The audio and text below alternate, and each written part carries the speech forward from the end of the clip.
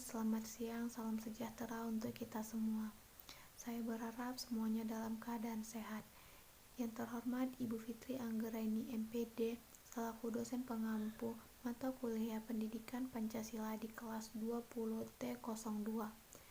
Baiklah, sebelum memasuki materi yang akan saya bahas bersama rekan-rekan saya, izinkan saya untuk memperkenalkan diri terlebih dahulu.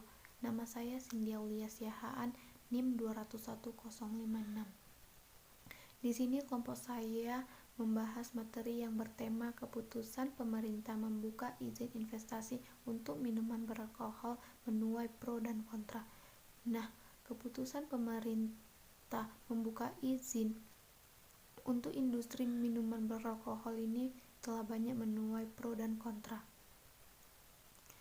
Di kalangan penolak menilai keputusan yang dikeluarkan pemerintah tidak mempertimbangkan dampak buruk yang akan terjadi di lingkungan sosial yang ditimbulkan dari minuman keras.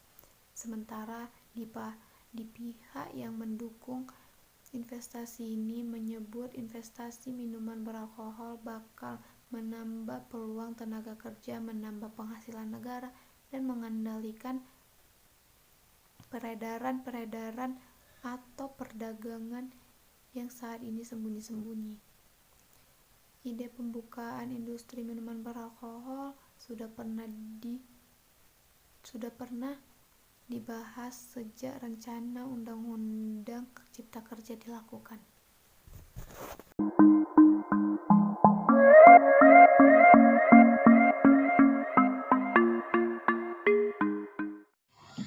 Assalamualaikum warahmatullahi wabarakatuh. Nama saya Adi Rahmayani. Di sini saya akan menjelaskan bahwa Perpres nomor 39 tahun 2014 tentang daftar di bidang usaha yang terbuka dan memiliki persyaratan di bidang penanaman modal dengan penyebaran pasal 12 Ayat 3 Undang-Undang Nomor 25 Tahun 2007 tentang penanaman modal menetapkan bahwa industri minuman beralkohol merupakan bidang usaha yang tertutup. Tetapi dalam Undang-Undang Nomor 11 Tahun 2020 menetapkan ketentuan yang mengubah pasal 11 Undang-Undang Penanaman Modal tersebut menetapkan bahwa minuman beralkohol bukan bidang usaha yang tertutup di penanaman modal. Cukup sekian dari saya, kurang dan lebihnya saya mohon maaf. Wassalamualaikum warahmatullahi wabarakatuh.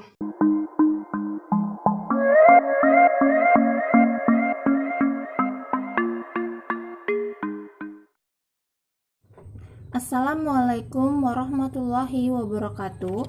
Perkenalkan, nama saya Bunga Miki Wijaya dengan NIM 2001055.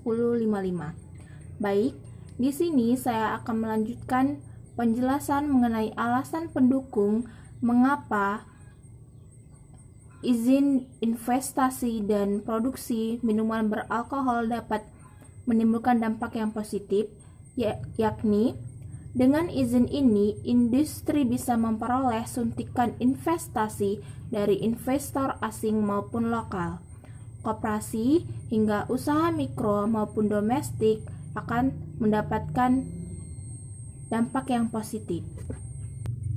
Investasi asing boleh mengalir dengan nilai lebih dari 10 miliar di luar tanah dan bangunan. Tetapi wajib membentuk perseroan terbatas dengan hukum Indonesia. Sedangkan alasan penolakan datang dari fraksi Partai Amanat Nasional, PAN, dan DPR karena menilai bahwa investasi minuman beralkohol lebih banyak mendatangkan dampak yang buruk daripada manfaatnya. Karena minuman beralkohol dapat membuat seseorang menjadi kecanduan dan menyebabkan tindak kriminalitas.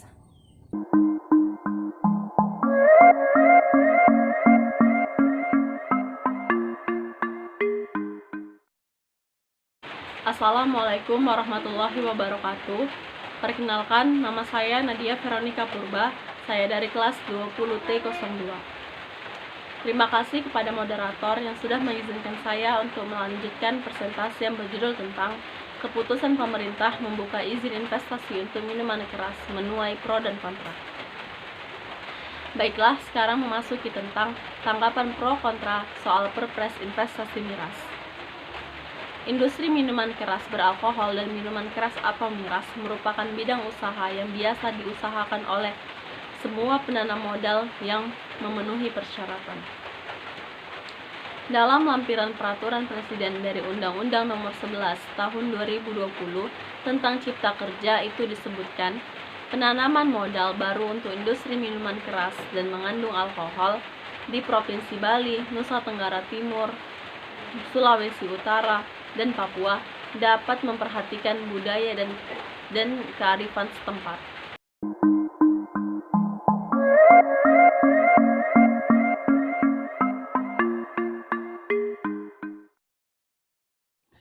Selamat siang, perkenalkan nama saya Febrianti Sidabutar. Di sini saya akan menjelaskan Perpres miras.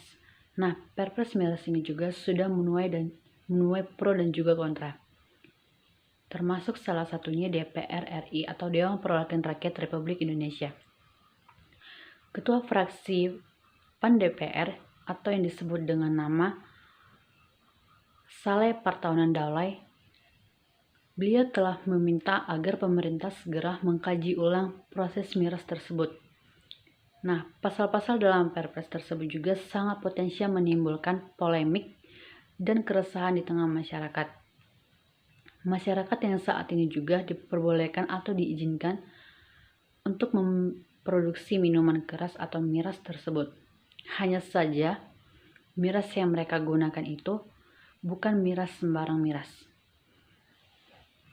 Miras yang digunakan mereka hanya miras yang menjadi bagian dari budaya dan kearifan di lokal setempat. Salah satunya itu adalah arak Bali. Oke, sekian penjelasan dari saya. Lebih kurangnya saya mohon maaf.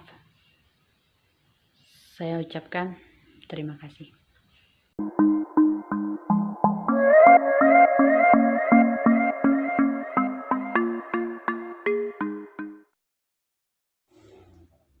Assalamualaikum warahmatullahi wabarakatuh. Perkenalkan, nama saya Musfadli Azhar. Di sini saya akan menjelaskan beberapa tanggapan pro dan kontra terkait Perpres miras. Manfaat dari investasi dalam bidang industri miras sangat sedikit, sementara mudaratnya sudah pasti lebih banyak. Karena itu, Perpres tersebut perlu direview. Kalau perlu segera direvisi, pasal-pasal tentang miras harus dikeluarkan. Aturan yang membolehkan industri minuman keras dapat memicu eksploitasi. Kebijakan ini telah dilihat dan diposisikan oleh pemerintah dan dunia usaha sebagai objek yang bisa dieksploitasi.